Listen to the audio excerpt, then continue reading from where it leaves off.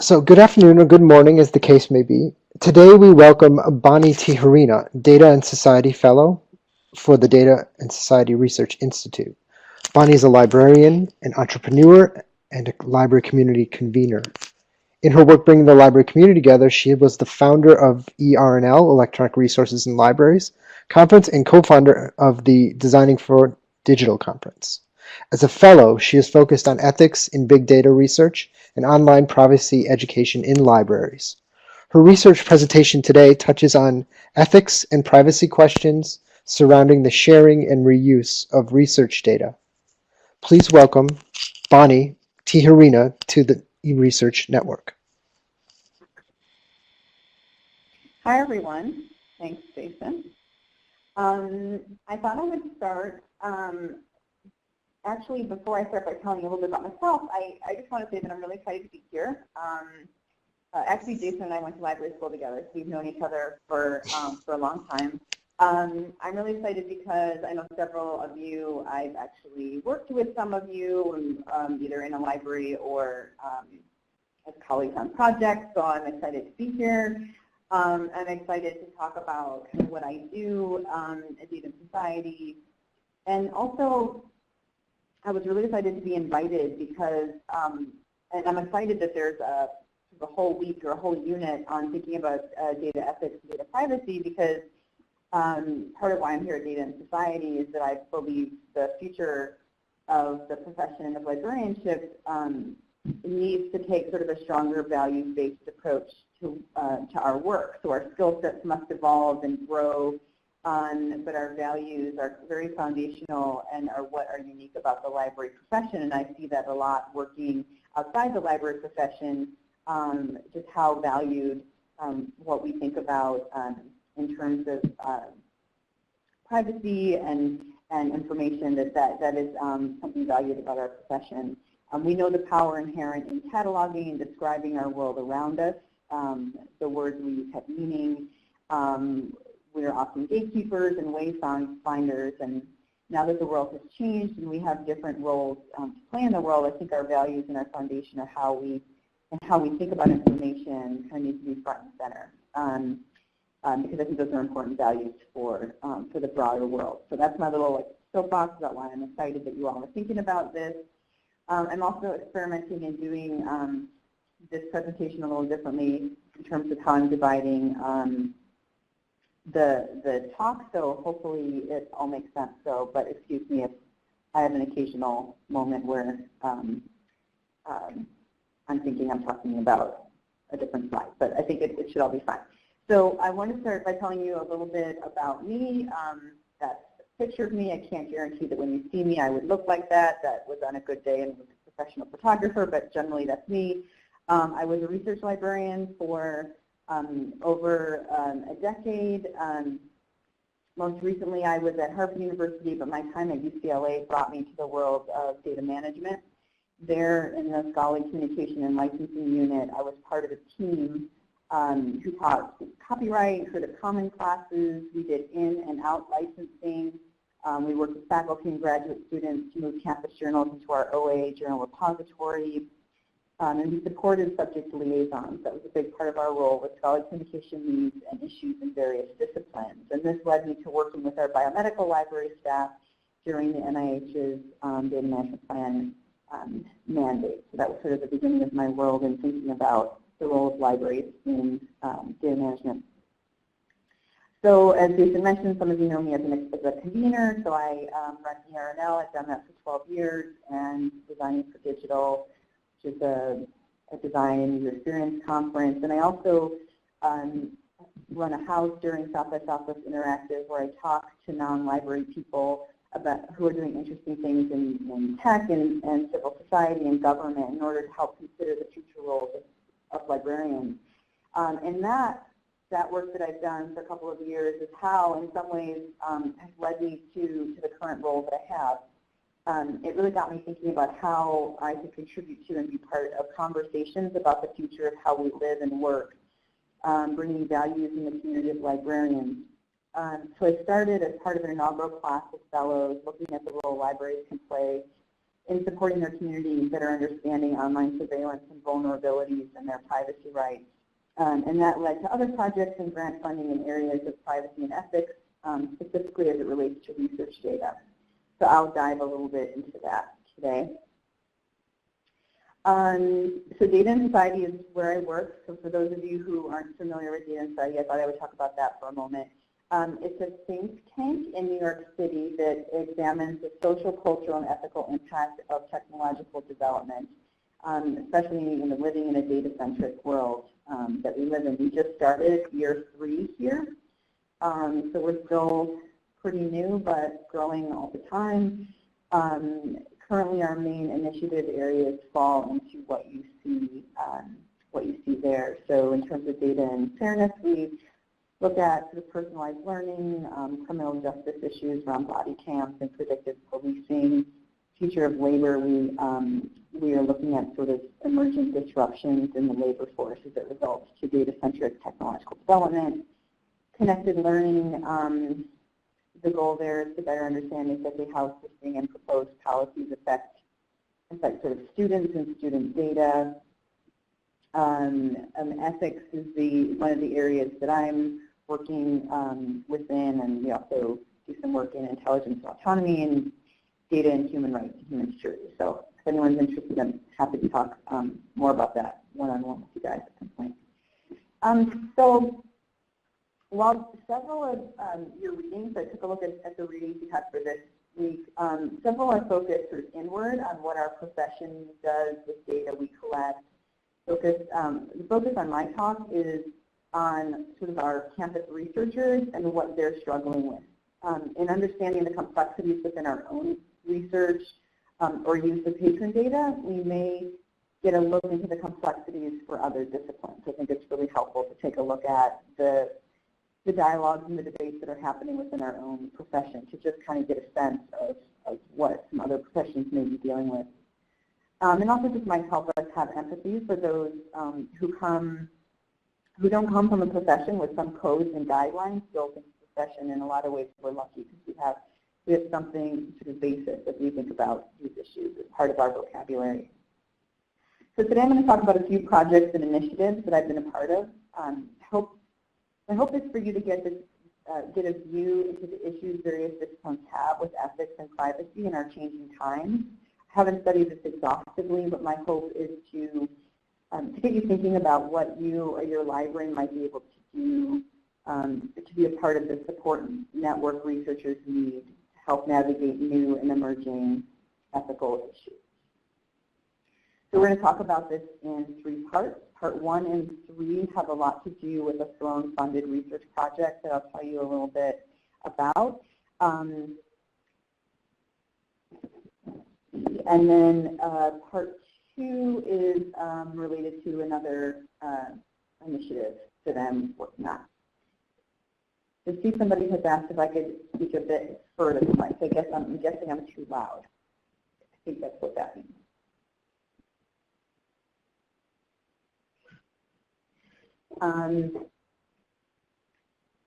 It's fuzzy.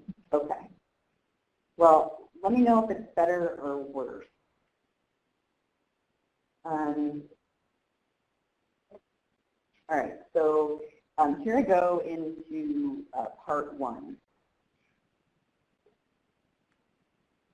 So as I'm sure many of you have heard or seen in popular news stories and in higher education publications, there's been sort of extreme examples of what can happen when data is misused, when research has violated some existing or not yet existing agreement, that sometimes just makes people feel like icky or makes people think, how far is too far. As new research possibilities emerge due to technological development and policies, guidelines, and protocols are not able to keep up with these advances, many researchers are grappling with what is acceptable behavior and what warrants further thinking. So one of these examples, I know you read something about the OkCupid study. One of the other examples I list here is the Facebook emotional contagion story. It's a little bit old now, but the reason that I mention this is because it came up several times in our interviews with researchers in the project I'm going to talk about The Facebook Emotional Contagion study raised issues such as split responsibility between collaborators with different ethical review processes and standards, what qualifies as harm to research subjects, consent in social media, and the ethics of using third-party data for research, which was the basis for Cornell's IRB decision to decline review, for those who are familiar with that story. So many researchers that we interviewed were concerned about how reactions to the study could impact research. Many felt that overreactions to the study were making researchers more hesitant to conduct certain studies or share existing studies publicly.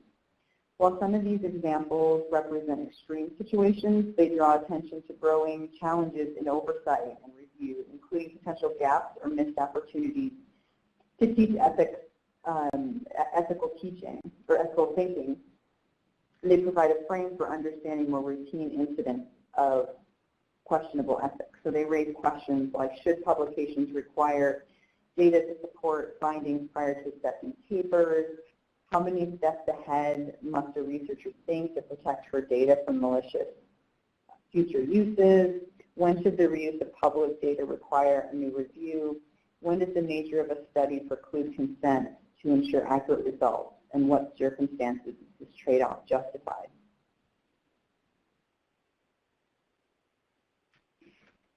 So given that background, we decided to work on a project.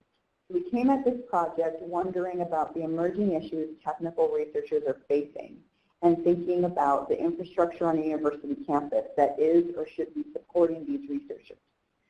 I was especially interested in what roles libraries can play, looking broadly at our skill sets and values, as well as narrowing in on what a sample of research libraries within the U.S. are doing or want to be doing on their campuses.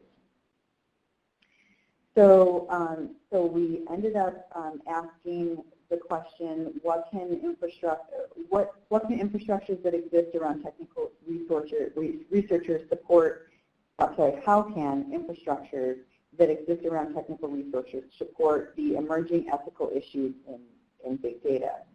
And then I was specifically interested in, is there a role for libraries as part of a campus support network, helping technical researchers navigate these emerging ethical issues in data research? So this project was intended to explore big data research in computer science, data science, and information science, and new ethical landscapes they're navigating. We definitely see that some of these issues, especially with data science being a part of a lot more disciplines, that the issues we run into are definitely broader than computer science and data science, but we needed for this project to sort of focus in on a discipline and really kind of dig into interviews and see what we could reveal. So then we then wanted to map the network of formal and informal support for those researchers to see where there's gaps and what, if any, role the library could play, what role they do play and what kind of additional role they might be able to play. So that was the project. It really came out of at Data and Society, we co-host, co-lead a Council for Big Data Ethics with the NSF. And Dana is on that committee, Dana Boyd, who's the co-founder, or the founder of Data and Society.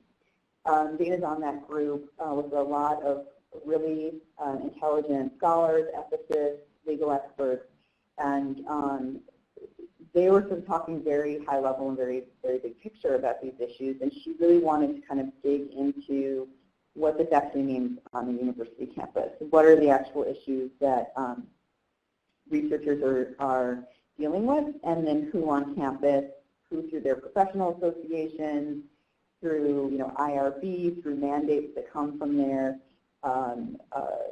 funders, who is actually kind of around them, who supports them either formally or informally. And in one day in brainstorming with Dana, I told her about the role libraries play, specifically in supporting data management, some campuses with bigger roles, some with smaller roles, and specifically thinking about data management plans at the beginning, and possibly data curation, data preservation at the end. And that's where we sort of got the idea of working on a project that included interviewing librarians, researchers, and others on campus to sort of surface what the issues are and what roles those different stakeholders could be playing.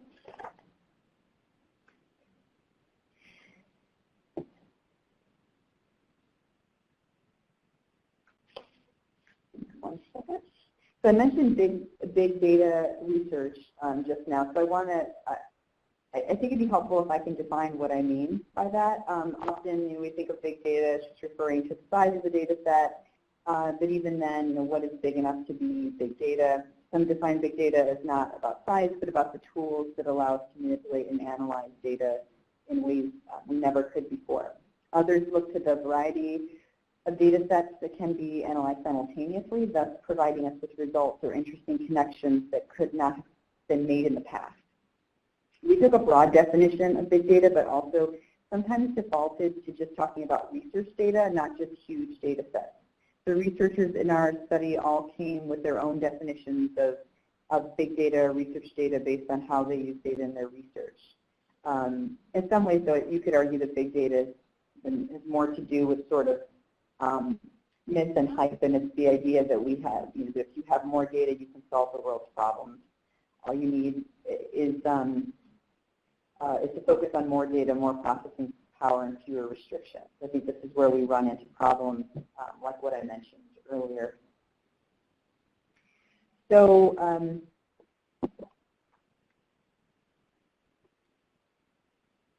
now I'm going to focus on the first part of our project. So like I said, we had this loan-funded project. We divided it into two parts. One part was to interview librarians and researchers.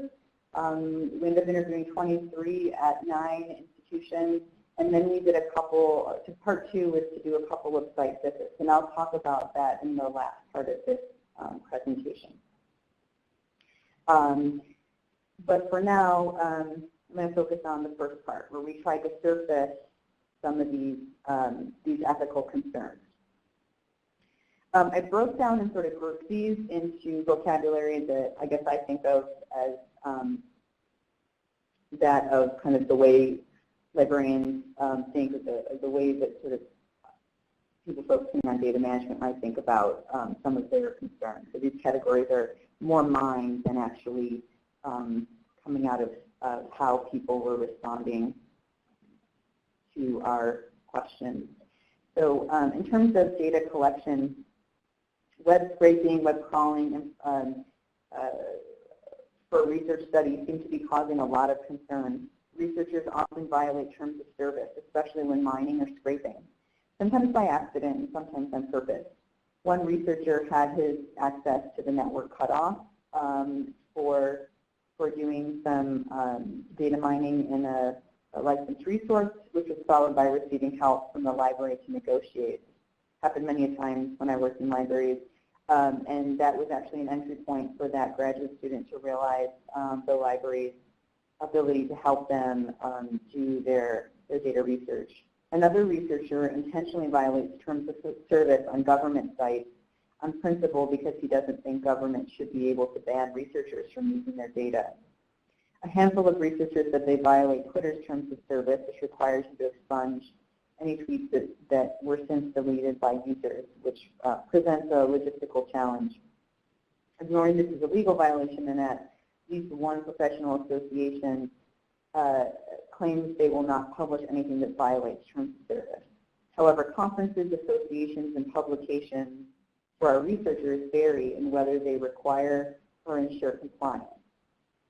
So to me, this leads to an interesting question about who is teaching computer science students about copyright and legal issues when they scrape. Another but related issue is secondary data use. To what extent should voluntary participants who self-report about their medical conditions on a public online listserv that is private by its security be protected from researchers collecting and publishing their data?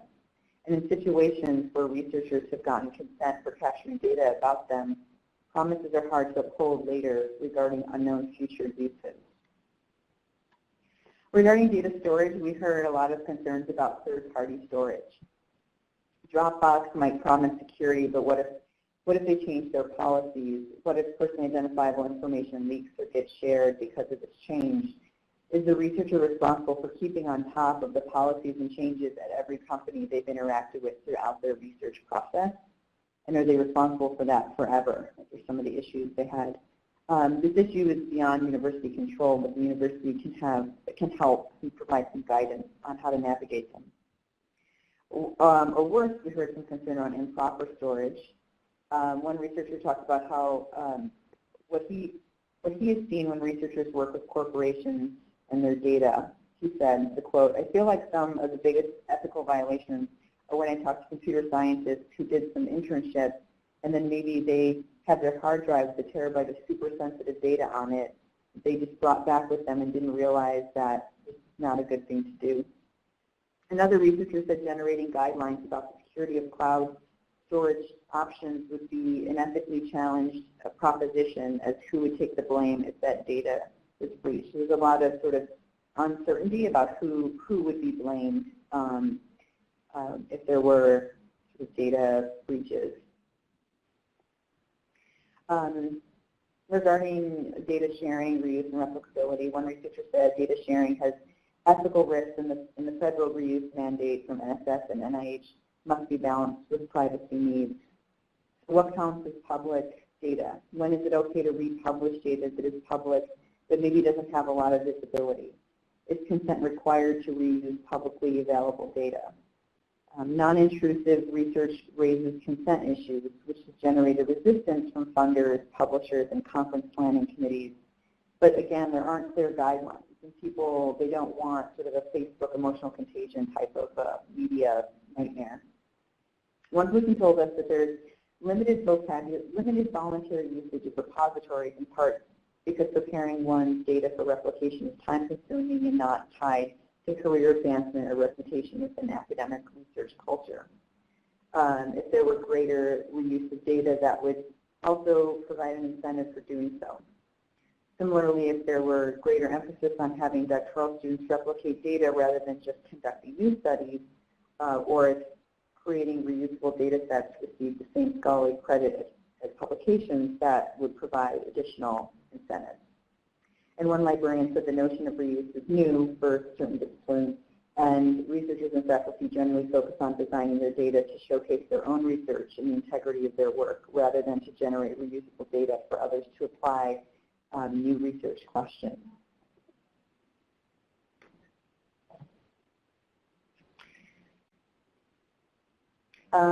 Regarding re-identification and consent, one researcher was interviewed by a journalist about her project, which included publishing anonymized tweets.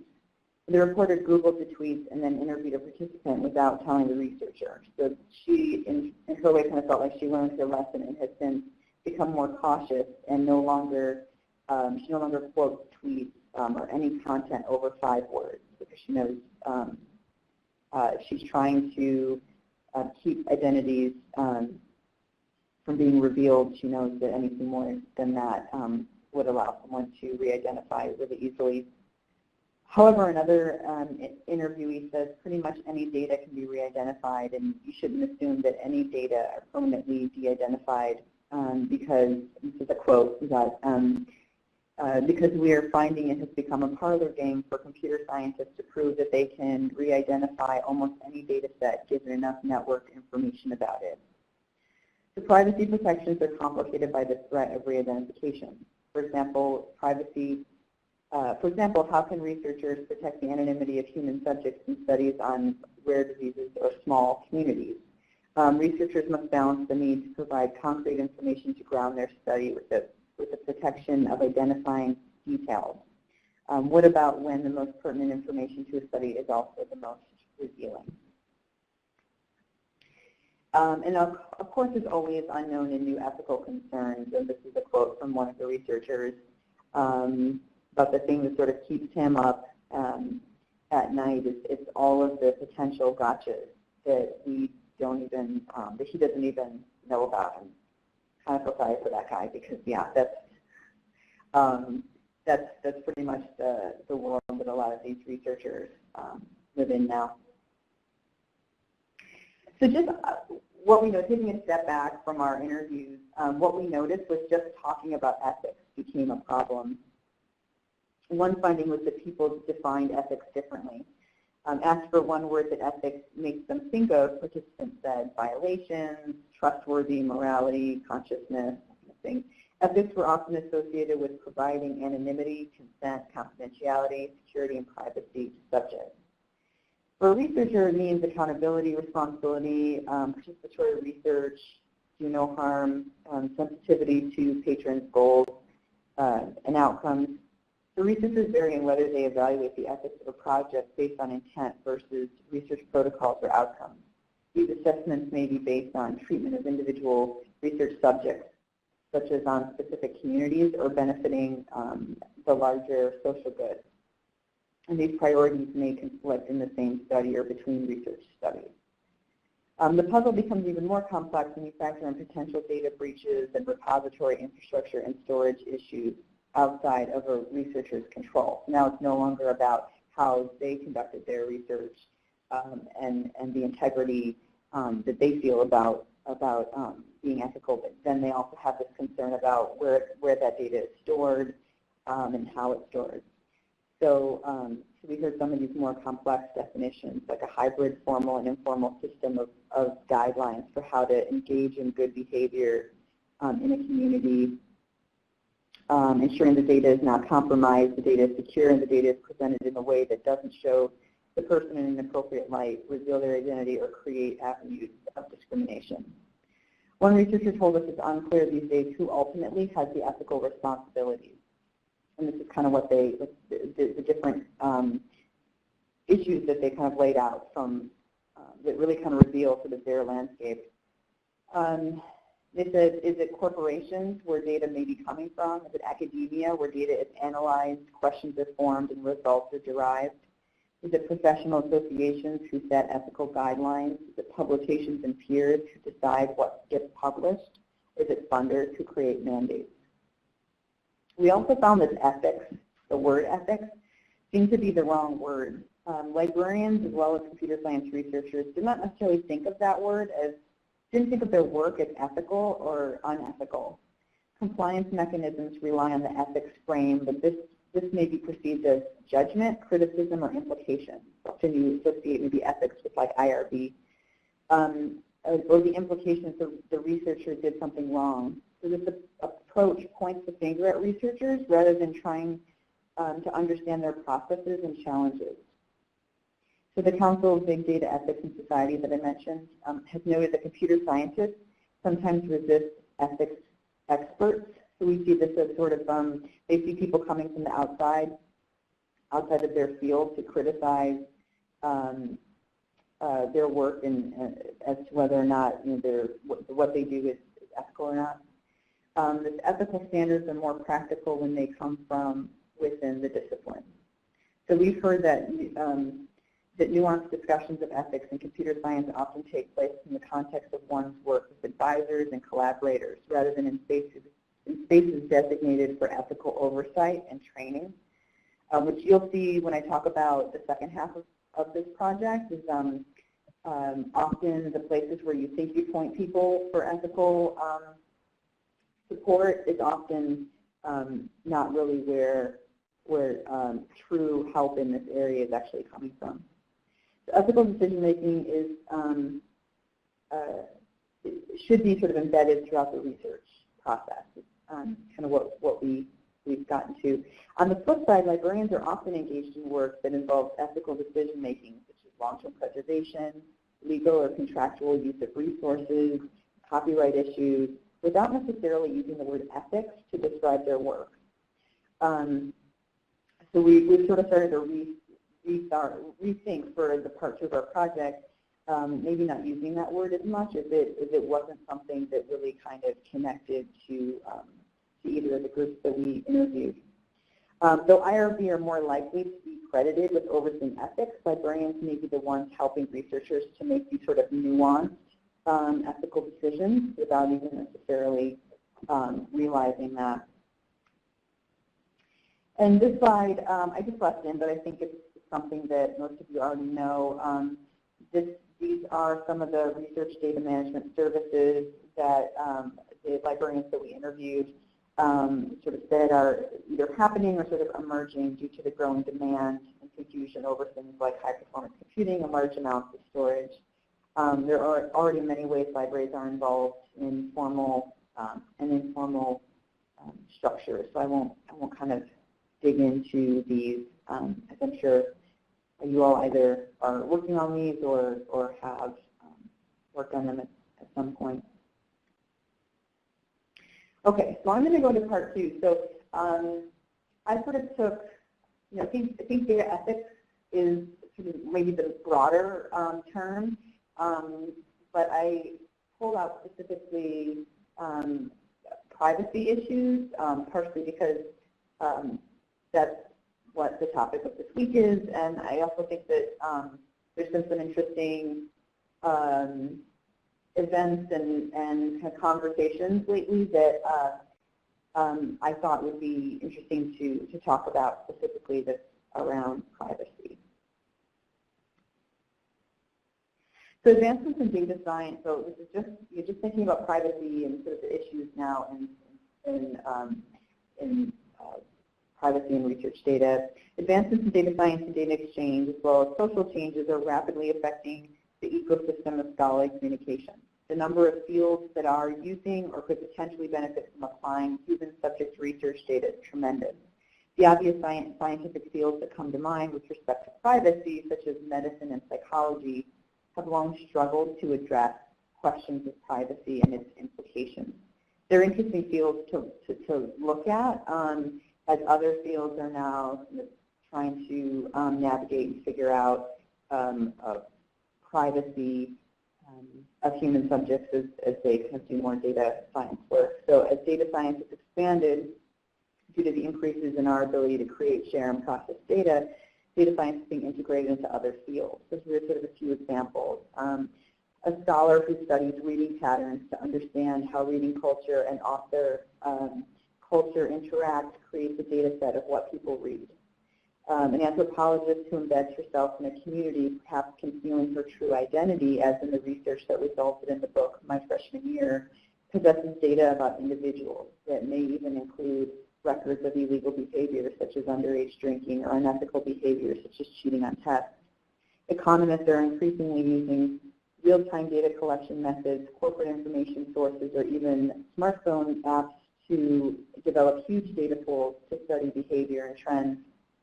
Even digital, humanists can use large-scale data analysis tools, usage data analysis tools, and system interaction information to explore novel paths to discovery. And yet, these humanities projects have not been without their kind of privacy issues, such as the Boston College Belfast project, an oral Irish history project that led to subpoenas and a legal battle between Boston College and the police service of Northern Ireland. There are even privacy implications for historians using data which contains human subjects who are likely long since deceased, such as the work underway at the University of Texas, Austin, on digitizing of medical health records in the late 19th and early 20th centuries. Disciplines have developed ethics for researchers in some of these situations, and human subject review protocols ensure proper treatment of research subjects during the study, but no generalized guidelines really exist for these kind of privacy issues, especially in terms of deposit, preservation, and reuse of data sets. So all this to say there's many disciplines that are struggling with these privacy and ethical issues right now. Even if a researcher has done as much as can be expected and worked to shield private information from public exposure, potential pitfalls may still exist as the data enters a broader information landscape. Implicit in the value proposition that underpins greater sharing of data is the notion that data is most valuable for its potential to be reused and thereby integrated with other data sets to advance understanding. And often it's that merging of data sets, and that combining of personally identifiable data that can lead to unintentional privacy exposures. So So I'm working with a group through the Research Data Alliance, RDA, and this group is made up of a lot of, there's some sort of privacy, legal experts, administrators, repository managers, librarians, and researchers as they think about sharing research data. And about 2 years ago, a group met, as a birds of a feather group met to identify some initial issues, like what are the concerns from sort of the repository manager kind of position or the librarian perspective, what are some of the privacy concerns? And these that I list here are some of the concerns that came out of that RDA meeting in San Diego a couple of years ago. So again, some of the things that I mentioned, but also concerns around the privacy of back-end usage of systems and policies regarding tracking of researcher behavior, even using the repository systems. So these were all kind of some initial concerns a couple of years ago, and that led to a group being formed, the RDA Privacy Implications of Research Data group. And that group, I'm one of the co-chairs on it, and really it's about like, what can this interest group do to help IRB, researchers, repository managers, help with the fact that privacy is a concern, especially when we think about openly available data and sharing data. So we've met since that time 2 years ago. In fact, we were just in Colorado a week ago last Sunday, and of course raised even more issues as a group. So it's something interesting that I thought that came out of that group was the concern, especially when working with small populations, is when is the privacy of your data about an individual versus about an entire community, and when does the community have the right to privacy? When does that sort of trump the individual's right to privacy? There's some additional concerns that came up recently in our in-person meeting was about things like longitudinal consent. So at what point does consent need to happen again with long-term projects where data is going to be openly available or shared openly? Is consent once enough, or a certain amount of time needs to go by and consent needs to be gotten again? Right now, what we're seeing, what it sounds like, is that there is not, in terms of potential problems with reuse of data and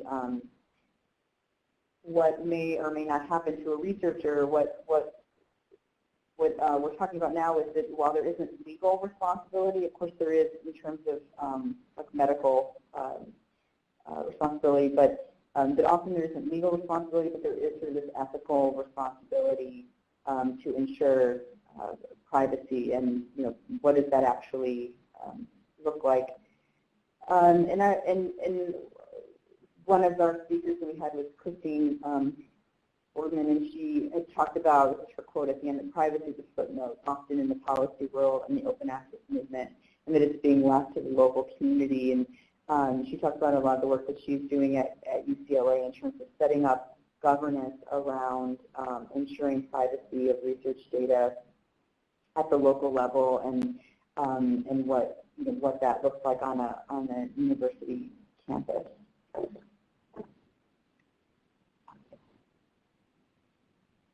So that group, the Research Data Alliance group, has now taken these various issues, and we're working on sort of a high-level framework and some outlines for situations where principles could be applied. So we're trying to look across disciplines, find some best practices, and think about how actually help repository managers and librarians ensure data can both be, appropriate data can be held private, while potentially, gray area data or data that we, does not need to be locked down. How do we actually ensure data can be viewed when appropriate, what kind of set of rules could be in place.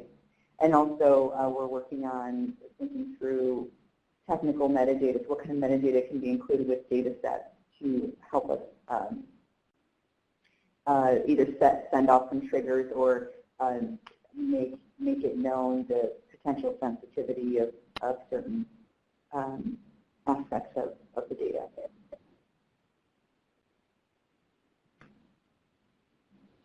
Okay, so I want to talk about infrastructure. So we talked about a lot of the issues and a lot of the questions, and there still isn't a lot of answers, and there's just going to continue to be more questions. And now I want to talk a little bit about the second half of our phone project, where we came to campus and did some more kind of intensive workshops to kind of uncover who is helping on campus and what that's looking like. So again, the question when we went to campus is how can infrastructure that exists around technical researchers support the emerging ethical issues in data research? And is there a role for libraries as part of the campus support network helping technical researchers navigate emerging ethical issues? So how do we talk about ethics for technical researchers? As I'm sure you can see, computer science research has gotten more complicated in recent years. Computer scientists are not trained like social scientists to think about where their data comes from. It's not like it's unfathomable, but there's often not a belief that there are even issues for some. Human subject review processes and IRBs are designed to address one part of that puzzle, providing a mechanism of ethical oversight to research projects with risk to individuals. Yet many of the complex ethics questions and trade-offs that are emerging are not best addressed by existing IRB protocols. Sometimes due to the use of third-party data where IRB isn't necessarily even reviewing the third-party data, or because many difficult questions emerge late in the project. If IRB review is happening at the beginning and the ethical issues are happening throughout the research, there's sort of a bit of a gap there. So we suspected the computer scientists would benefit from having a trusted partner or sort of a set of partners to work through ethical issues as they arise. So I want to talk a bit about the formal structures.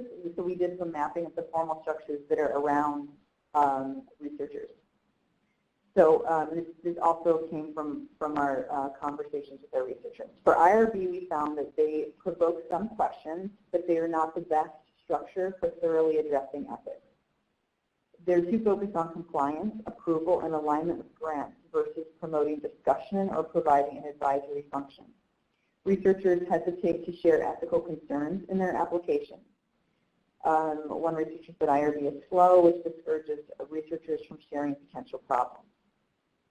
IRB may be too lenient, especially on secondary data use, as they don't ask how it was collected. Researchers describe their relationship with IRB as transactional and sometimes adversarial. Not everyone had a negative view, I'd say, of IRB, but generally our researchers did. Several researchers said ethical responsibility ultimately rests with them, the individual researcher, not the IRB, and they must decide what they're willing to do, and the IRB is more effectively utilized as an advisor and sort of an ethical proxy. For data management plans, our researchers said the researchers often circulate and copy or repurpose their plans. Librarians often review a handful of DMPs per year and offer the DMP tool to many researchers. Pre-filled out templates are also common. Researchers critique the DMP for lacking a follow-up method to ensure data was shared. Many researchers view DMPs as obstacles, checkboxes, or impediments to getting a grant, rather than opportunities for contemplating the impacts of their work. In terms of funder requirements, we heard that they lead researchers more to the library. Sometimes they create tension between privacy and sharing mandates both of which lack detailed guidance. So researchers feel, the one researcher in particular said she felt a little like with a lack of guidance, she had to kind of figure out, given that she was required to share her data, that she had to figure out what, where the line was in terms of how much to share without a lot of guidance.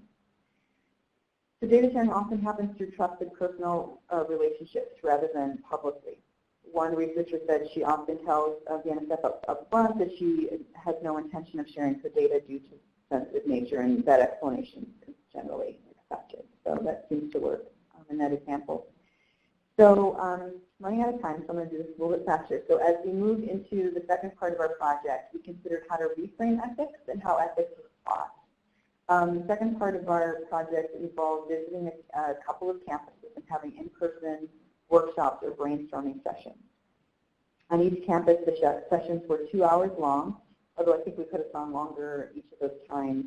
We brought together technical researchers, graduate students, librarians, IT administrators, data repository managers, and faculty from iSchools as well. So we had workshops with about 14 to 18 people. We came with sticky paper, small post-it notes, and 2 exercises for them. This is our first exercise. It's called the Alice exercise. You don't have to read all those questions. I'm just kind of listing, these are some of the questions that we asked to get people thinking. So what we did is we created Alice. She's a student. She's a computer science PhD student. And she's interested, we had this scenario that we had these groups of 14 to 18, and then we had this scenario. And she's interested in working at the intersection of computer vision and machine learning. So she plans to scrape an open data set and get images from a company we're calling Image Company. As she goes about constructing her research project, seeking funding, and conducting her research, we see her trying to navigate formal structures such as IRB and funder mandates, as well as technical and social issues. At one point, the Image Company goes bankrupt, and she's unsure if she can still use the data. She also realizes late in her research that the use of the data she has collected violates terms of service. Where does Alice go for help during the many twists and turns of her research, especially when her advisor is busy, has never had to go through IRB approval, and hasn't scraped data before? The goal of this exercise is to identify what resources exist and what should exist on campus, what processes researchers should follow, and what would be the ideal way to support technical researchers who are doing work with large amounts of potentially sensitive data. So some of our conclusions were that there were resources available that are not available, that were not, that not everyone was aware of. I think obviously any of us that work in libraries know that people aren't necessarily always aware of all of our services. And there was confusion over what each service offered and how those pieces sort of fit together. It wasn't, some people felt like it wasn't really coordinated. But if this was truly the list of questions that one student would have, how are the set of services that help her, how are those actually coordinated on a campus? So it led to some really great discussion actually, and a few other campuses have asked for our workshop examples so that they could run something similar on their campus. The other thing we thought about was, we have stats clinics on everybody's campus, and one campus has something called a data clinic. So another part of our workshop was to ask, imagine that you created a data clinic. What would it support? How would it support that? What staff would you want? How much, if funding wasn't a problem, what would this look like? So some of the things that people were interested in or wanted was questions around security systems in terms of cost, convenience, and effectiveness, learning about software carpentry, Amazon Web Services, Hadoop, Python, discussing ethics questions for using Amazon Mechanical Turk, where laborers may receive a very low wage, building infrastructure to deposit data, having a triage system with faculty and professional staff as frontline consultants and students for follow-up work, a speaker series, documented institutional memory, such as guidelines, a wiki, and a question bank. These were some of the things that people wished were part of that data clinic. So coming on campus and playing a neutral role was actually very beneficial in getting a picture of what's happening, so what various stakeholders are offering and what services researchers know are available. What we found from this experience that was most surprising is that these campuses seem to need and want this sort of interlocutor role to help them think through these issues. So someone who kind of came in a way from the outside and could see the connection or the lack of connection. So there was a sort of enthusiasm for a connector or a consultant to gather stakeholders from separate spaces. So each time I presented this, people have asked for copies of this workshop to kind of replicate that. And as I was pulling together our findings for this talk, I thought, you know, if there's any organization on campus who could take on this role as like the connector, the interlocutor, it's the library.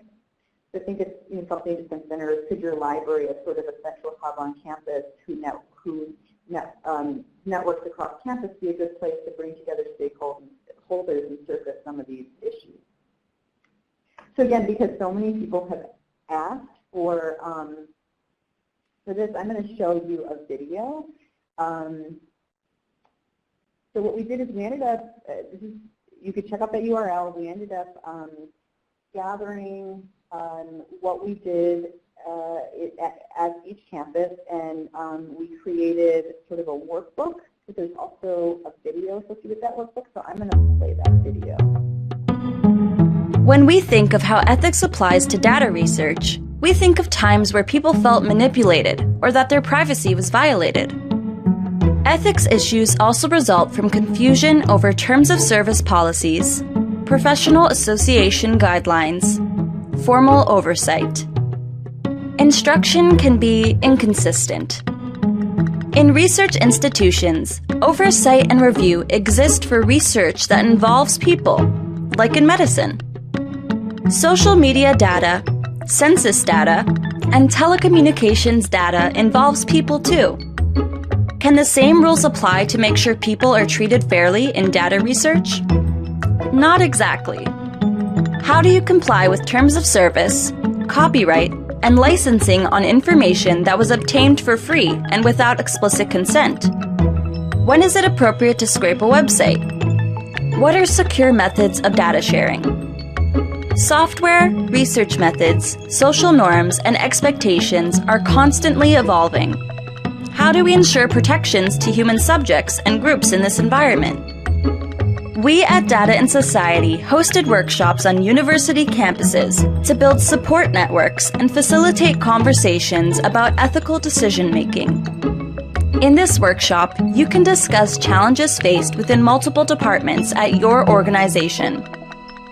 With people from every discipline sharing their experiences, your organization can develop a support network that helps everyone navigate emerging issues in their data research.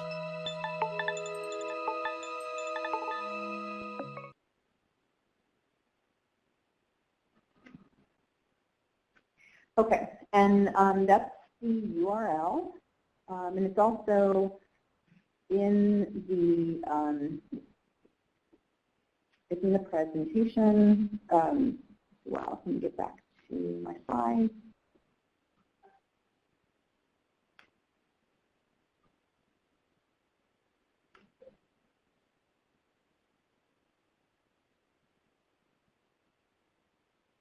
Okay. So we pulled together the work we've done on campus, and at that URL, and also I have a bit.ly at the end, you can access that material. And this is what the page looks like, where you can download our workshop materials. So I just wanted to say two more things. Education, like teaching ethics, I think was one of the big things we came across as being really important. So all schools are exploring ways to integrate ethics into computer science education in various ways. There's sort of the click-through and compliance ways, but what we're seeing as another approach is to embed ethical questioning into existing courses and topics, such as discussing accessibility in a web development class or addressing bias and limitations in a communication methods class. So one creative approach we found was to have students design but not implement a project that causes harm, to enable them to gain a better understanding of the sometimes blurry line between ethical and unethical decision making. The Council for Big Data Ethics in Society published a report examining various pedagogical approaches to teaching data ethics. We commissioned some case studies, which you all, I know one of your assignments was around those case studies, so we commissioned those and sort of are helping, or those are sort of helping when classes are being taught around data ethics. People have been able to use those. And so promoting the discussion of ethics is challenging as it makes researchers feel sometimes defensive or come across as overly methodical and limiting. Researchers noted that ethical violations are often accidental or the result of a lack of knowledge or best practices rather than malicious intent. However, the topic is often most engaged in these discussions of scandals, which tends to get significant attention and generate widespread discussions. So this can be the lens that's used to raise more nuanced and routine ethical issues, are these sort of scandals. Overall, we found that all schools we talked to are struggling with how best to approach this, and the collective development of curricula, problem sets, and relevant data sets we heard would be helpful. So one more slide. So beyond the interlocutor role and sort of the triage role, I wanted to end with sort of sharing a few ideas where libraries either are or can be expanding their roles. I didn't write this so much, or I didn't want to do this talk so much to say, and now at the end of the talk, here's what you should be doing, as I think really these are about issues that will continue to be problems for our researchers. So I don't think there's sort of a simple solution for what libraries could do, though I do think ensuring that we have technically sound and long-lasting repositories for data sharing, considering preservation and access, and thinking about sort of, either libraries building those, having these robust repositories, or partnering with them. You know, what would make libraries comfortable managing potentially sensitive data? Libraries can create better best practices around when data should be held for years versus into perpetuity. I think as catalogers of knowledge, libraries need to be creating and thinking through the metadata needed to ensure security and privacy of sensitive data sets, as well as to ensure proper cataloging for future use. Libraries can advocate for sharing data worldwide and identify privacy laws and regulations that impact data sharing. I think in terms of sort of copyright and legal use of information, libraries often play an important education and advocacy role on campus regarding proper use of copyrighted materials and working with creators to think about when to use Creative Commons. You know, they can potentially take on a role to help researchers think about the legal or gray areas when it comes to use of data, scraping data off the web in terms of service violations. Libraries license e-content. Libraries are playing a role in negotiating legal use of sort of text mining. I know that more libraries are sort of helping with that. When licensing traditional content, that they have they have a set of ideal terms for the user community. What are the ideal terms that's used for data and text mining projects? Libraries can play a bigger role in supporting growing needs and interest in data mining by even hosting data sets. They help license some of the problems. At places I've worked, being able to actually host some of those. And in terms of education and advocacy and being a profession that's concerned about privacy, intellectual freedom, and the public good, I think there's a role for libraries to play as we all figure out new norms for how to handle data being collected about us, how we think about future uses of it, and where we go from here. When libraries advocate for open access, open science, and open data, I think libraries must take that next step and help support what it actually means to make open data, and make data open and shareable. Often having those difficult conversations and helping deal with the difficult questions about ensuring privacy, confidentiality, and potential unintended future uses of data. Libraries can be campus leaders for conversations about privacy, I think, in the digital world, when they can facilitate some of these hard conversations about what the world, what does the world look like and now, and how, what do we want it to look like. If you, if you're interested in any of these talks, this is the way to reach me. This is the bit.ly link to get to some of the content that I talked about. We just released on Monday, definitely that video that you saw that just came out Monday. Our output of the workshop material came out Monday, and we have sort of our final 40-page report of that project. So that'll come out. So if you go to that bit.ly link, you should be able to access any of that stuff. And if any of these topics interest you, feel free to reach out to me. I'm happy to talk more about these.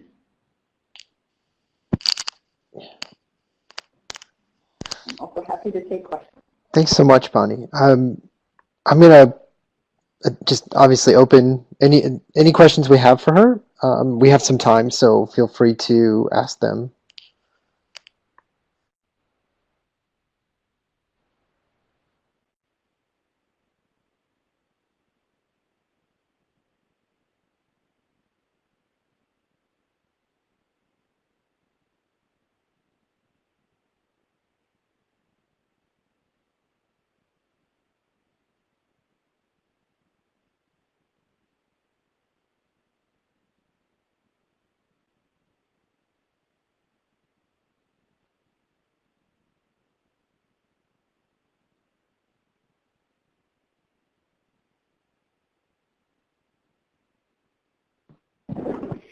Okay, so I see two, ethical considerations for long-term preservation. I guess what I'm thinking about there, specifically around, well, I think there's two things about long-term preservation. One that I think is sort of growing in traction, but we really haven't, the library profession, but I think in general, a lot of people haven't really talked about. We've actually started to explore this at Data and Society, is the environmental impacts of keeping everything.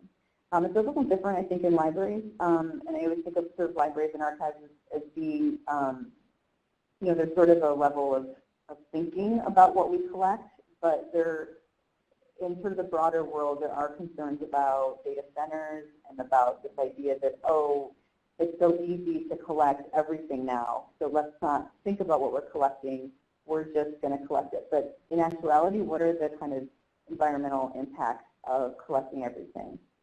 Cooling data centers as being kind of the most obvious, and there's been sort of the beginning of research in thinking about that. So that's sort of an environmental aspect of thinking about the ethics of long-term preservation. I also think there, in terms of data, potentially sensitive data, I think it comes to whose responsibility is thinking about that data set going forward. So researchers had concerns about, I can only consider what might potential future uses that may end up being bad future uses of this data set. But once it's out of my hands, and is it my responsibility, and for how long is it my responsibility? And so I think that there's some issues there about if we're holding on to data sets, what is our sort of responsibility in terms of its long-term use and integrity and that kind of thing. Is integrating ethics into computer science curriculum too much to ask? There are people in the world that would say no. We at Data and Society are part of that group. We are working on gathering curriculum materials and use cases in order for that to be easier. We honestly don't, I personally don't think the issues around ethics are going to be solved by putting more and more formal structures around the profession. And honestly, those can be, what we saw from our interviews is that, these researchers are going to be able to get around a lot of the formal structures. What ultimately needs to happen is a conversation needs to happen from within the discipline. And we start to see that happening, and we've had a few people at sort of the administrative level at a few universities that are working with us to try to do that, because the way I see this, there's like multiple things happening. Is there's an individual researcher who may be concerned about his or her career if something were to happen, like the Facebook emotional contagion as an example. But there's also what we found when we went on campus that I guess I wasn't thinking so much about. We found administrators who were concerned, for instance, a department head of the CS department who was faculty for a long time, but now he's department head. And he said to us after everyone left our workshop, he said, my concern is not these big explosion, media nightmare kind of situations. My concern is that we're a top-tier computer science program, and we're graduating computer scientists to go work for these companies, and they're making potentially unethical decisions while they're working at those companies. And that's affecting the reputation of us as one of the best computer science schools in the country. So, and we kind of got a similar sentiment from another university that we went to. And so there's definitely a worry in a sense at sort of administrative levels about how do we actually have this conversation within the discipline, and what are kind of the norms that we want to set, and how do we do that? So I feel like the questions are coming from so many different places, and if I felt like they weren't kind of, if it felt like it was like sort of one group was interested in this, I think I would say no. Integrating ethics into CS curriculum is, I would say yes, it's too much to ask. But I do feel like there's a movement. I feel like there's a need, and there's a lot of people looking for resources, and looking for how we keep students as early as I would say undergrad, but even high school. Like, how do we actually embed? This is like a bigger issue than just our researchers. Like, we focused it more on the research community, but this is about how, in this new space where there aren't a lot of, we don't have the equivalent rules applying. How do we actually create an ethical, an ethical culture in a new space that doesn't talk about this issue? So it's yeah. So I'm actually pretty hopeful. I just think it's going to take time, but I do feel like I'm seeing some changes already. Yeah, and it's interesting. I see someone mentioned, in some disciplines, it's hard to believe that it's not, but I think that's what was so fascinating. Dina comes from a computer science background, and I think what is so fascinating is that, but then she went to an iSchool in Berkeley, and so she sort of took a few things from a social sciences perspective, and I think that it's just so interesting to see a discipline that, in a lot of ways, has a lot of control over a lot of portions of our life.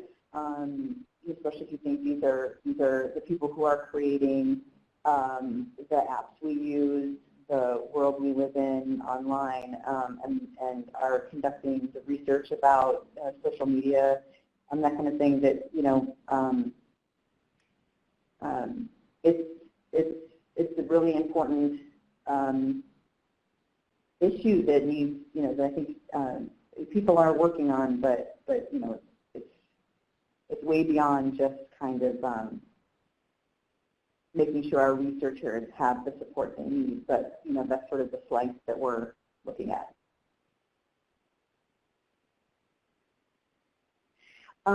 So Jason asked about, were you surprised by the findings, especially on IRB, as thinking that they were a more natural ally for ethics? I was a little, I generally hear, researchers moan and groan about IRB. I think that's just like a thing that people do, whether it's because it's too slow or, it's sort of putting a block in the way. I guess I was surprised at really how little they, little influence, I guess, they have and how they're seen. And part of it, and I've actually heard this in an international context as well, is traditional ethicists and people with this more traditional training in this area often don't have the technical savvy that's needed to really understand and translate what the world of what the ethical issues used to be and the world that they are now. That there's often still this this gap, and it's why computer scientists said they could very easily write their IRB proposals in ways that makes it so that the IRB would just approve it. That this is just seen as like a block in a way, just a hurdle they have to get over. That it's pretty easy to sort of manipulate that formal checklist kind of thing. Let me see some other questions. Do you think there's a need to change IRB requirements to include these data studies? Not many even go to IRB. I think there needs to be a lot of change in IRB. So some people's initial solution was, well, let's just train IRB. Let's give them the checklist. Let's give them what they need. Let's increase the scope of what IRB should be looking at. I know IRB. There's an organization. I don't know it and I haven't participated in it, but there is an IRB conference. They do talk and meet. Someone actually just recently mentioned that it might make sense for those of us who've done research in this area to go to that conference and kind of be part of that conversation, kind of see where they are. And if you think about it, IRB is a committee of faculty. There is usually obviously like an office, but I haven't really dived into IRB enough to say, how it can change. It was actually funny. During our research project, there was this, as we talked to computer scientists at different organizations, they all mentioned this, mythical computer scientist who once was on an IRB committee, right? And they were like, where is he now? Because everyone wanted to find this guy. Because pretty much what they were all saying is, there's not technical people often on IRB. And that there once was this one guy, and I can't remember if we ended up finding him. We wanted to interview him, and I don't think we did. But it was just like an example of saying, that maybe there are certain people that need to be on IRBs that are not. And that's where we have this idea of the data clinic. Because if you see, in a stats clinic, faculty, students are coming and maybe in the middle of a project when they run into a problem. And the hope was that maybe an opportunity for interventions throughout a research project, and that might actually be more valuable than trying to kind of change the whole IRB system, to actually try to kind of find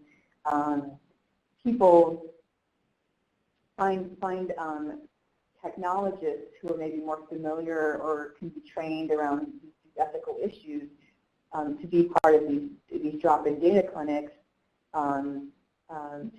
to be able to help researchers rather than attempting to, change the IRB system.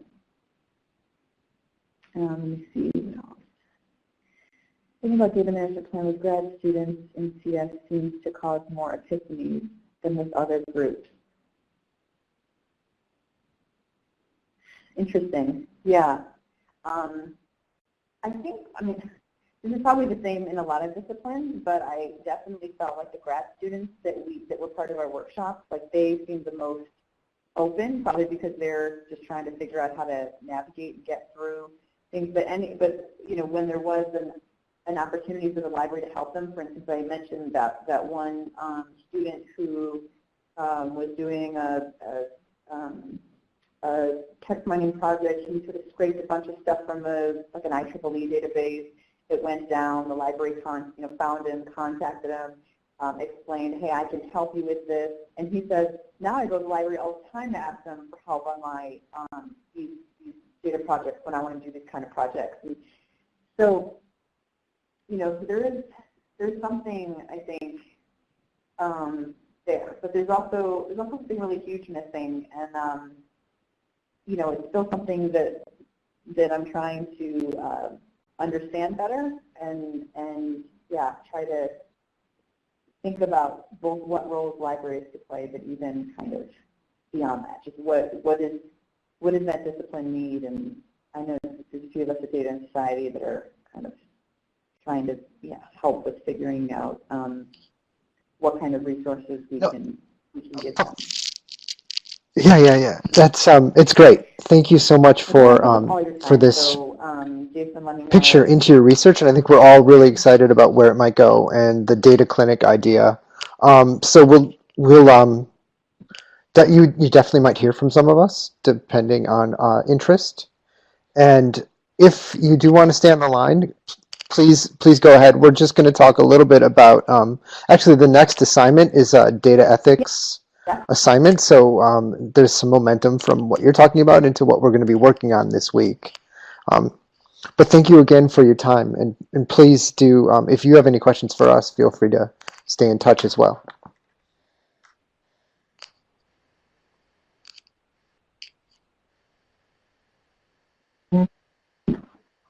Definitely, and honestly, feel for any of you, if this is something that interests you or intrigues you at all, contact me. And if you're ever in the New York area, just let me know. You can come by Data and Society. I could show you around Data and Society. I really love bringing the library community into Data and Society. Thank you. So, and I'd love to keep talking. Sarah, did you want to pick up a little bit? Happy to keep talking. On the assignment? Yep. Yeah, so our assignment is actually the case studies that Bonnie mentioned that they had commissioned. 3 of them have been published so far. And so they tell interesting real-life stories of researchers encountering open data or data and the ethical questions that arose over the course of their using that data. So the assignment is going to be to read one of those case studies of your choice, and then each of the case studies presents a few questions in it that you could answer in sort of a short response essay. And then Jason and I have also suggested a couple of questions in our assignment. I don't have it pulled up in front of me. I just passed the URL to the chat. Yeah, so just thinking about, okay, so do the authors sufficiently address the ethical challenges that they encountered? And then sort of imagining that the authors of the case study were faculty at your university and how you might be able to help them. And then any questions you might have, because it does seem like a lot of the discussion around ethics is part of the nature of the discussion is there will always continue to be questions. So I think Jason and I would really like to hear what questions you have, and then because many of the questions are unanswerable and the questions are as interesting as the answers.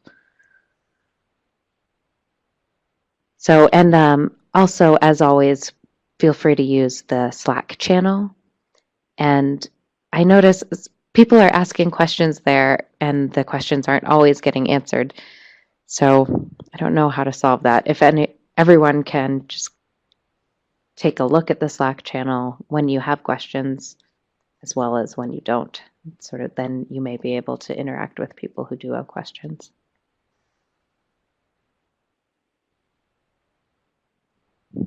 Jason, do you have anything to add?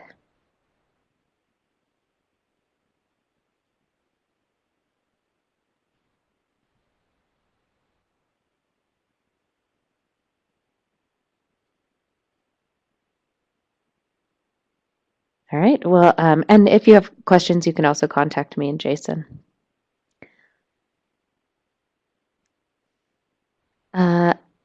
And then I know that Jason wanted to say a few things about some of the assignment 4. Oh, looks like he lost his audio.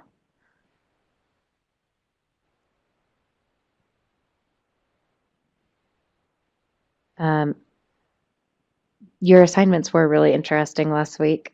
I hope that it was helpful for you as well. It was helpful for me definitely to look through what you guys had all done.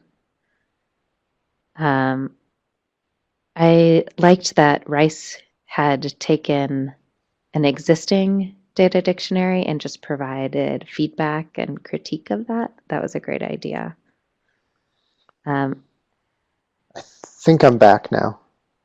Oh, perfect. Hi. Sorry. Yeah, the assignments were all really great. I think the two that, as far as the minimum viable metadata, Iowa did a great job, and the University of Chicago. So take a look at those two of how they kind of really stripped down and thought through what exactly the minimum pieces of metadata that needed to be in place for IRs. I thought those two were good examples. They, again, as Sarah said, they were all really great. And I hope it was a good exercise for everybody to just kind of do the audit and work through what metadata you have in place and how you describe it. Because I thought, again, you all did really well. I did have 2 other logistics questions. Right before we came on into our session today, I sent out an email about consultations. So please do have a look at that. It explains it in a little more detail, and it also gives you a look at the what exactly the consultations will involve. There is a stub. I'm going to pass it into just so we have it into here.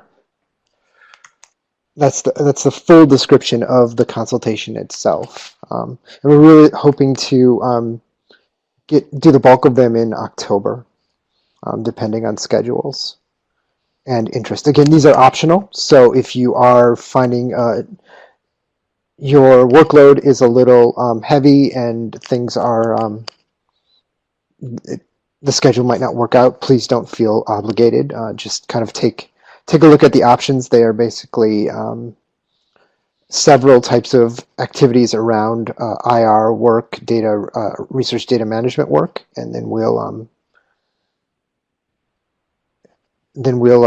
try to work a schedule. And Aaron, Megan, and Toby, we can try to schedule depending on. We're still working on the consultants because the pool is kind of in flux right now. Certainly, Sarah and I are part of the pool, but we're working with a couple other volunteers. So that might open up some different scheduling times as well. There's a pretty quick turnaround on that. So if you are interested, we'd like to know by the end of business day Pacific time next Monday. So kind of get together with your group, have a look at the suggested consults, and then let us know. There's a form in that email where you can just kind of register. Tell us of your interest, who you are, and then which format of which type of consult you would like. Okay. And then finally, on a more fun note, we do have a reception type event planned for the DLF. DLF Digital Library Forum Annual is happening in Milwaukee in November, November 7th, 8th, and 9th. And it looks like we have some time on Tuesday night, the 8th, where we can get a number of us, anybody who's attending is welcome to come to it. We're kind of thinking a wine and cheese kind of event so that you could stop by, say hello to everybody in person, or whoever is lucky enough to be at DLF, and then you could also go on and still have plans for the night. Does this sound of interest to people? We'll send out, again, Sarah put together a quick little RSVP survey, and I'll send that out shortly after our session today. I guess we don't really know how many people are going to be at DLF, so, but it would be great to just be able to see each other, meet in person, talk, chat. Yeah, I'm looking forward to it. I hope that some of you can make it.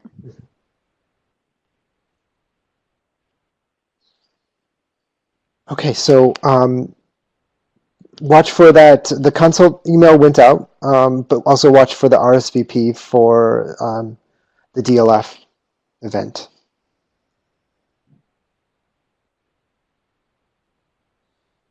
Okay, we're at about 3 o'clock. I will get the slides. I actually have the slides from Bonnie, so I'll be posting them later today, and then we'll also have the video up as soon as it's ready.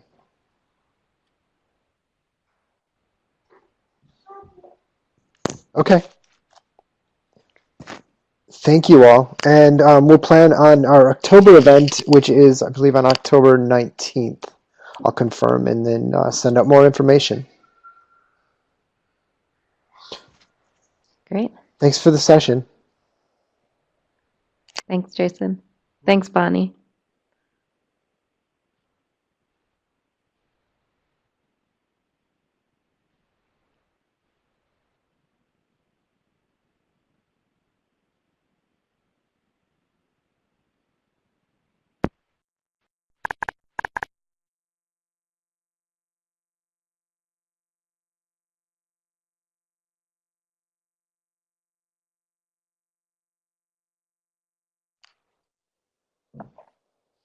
Hey, Amy.